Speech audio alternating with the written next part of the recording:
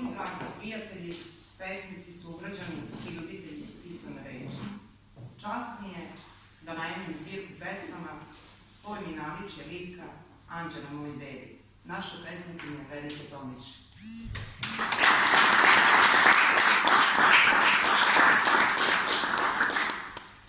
Uvodnu reč o delu i autoru ima pesnikinja Ranka Srdić, a potom će govoriti recenzenti dr. Jasmina Divnički i Gordana Opadić.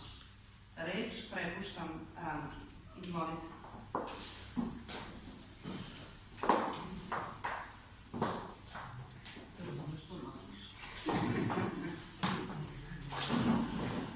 Ja ću malo ovako da se bolje vidimo i čujemo i komuniciramo.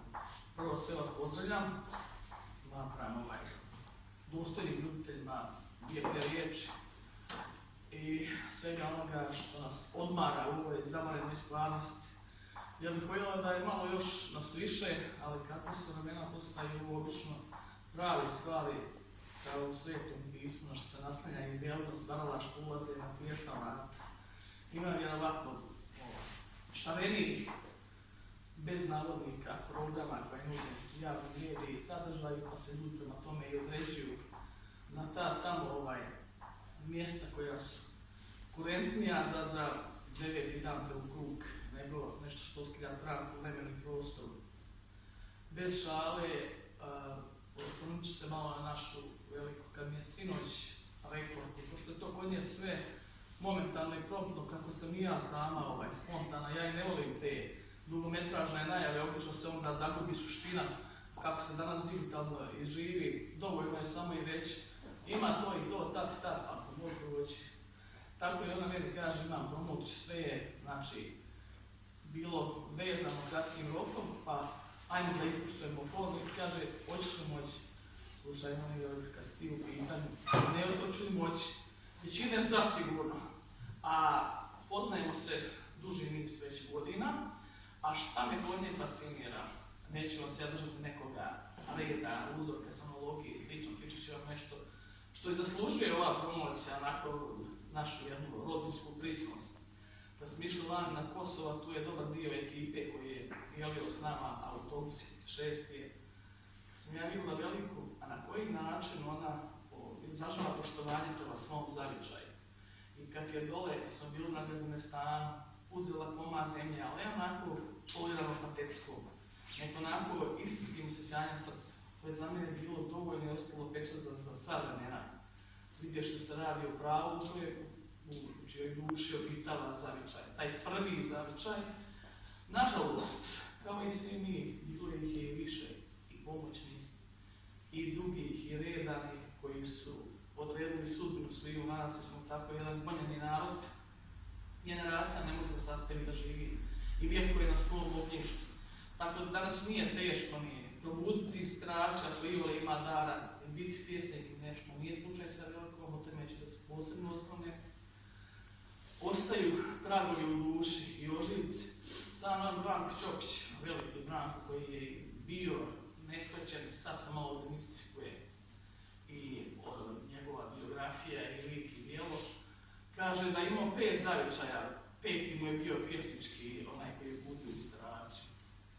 Odvijeli su 3 geografske sredine naglašene, to je prvi naš sveto, junačko Kosovo, koljevka duhovna sviju nas, drugo je Rumenjka u kojoj je živio 80. godina, i treći je Norveška, gdje su je Božje ruke odjelile vjerovatno uz ekonomske neke koordinate.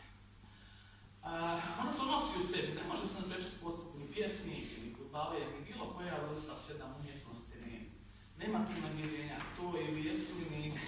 Samo trebalo je čekati određene trenutke da se slože u jednu kocku svjedan amalgam i da se to plasira u javnost.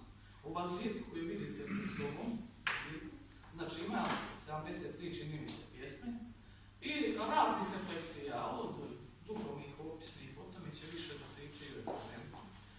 A štampar Geh iz Najsus,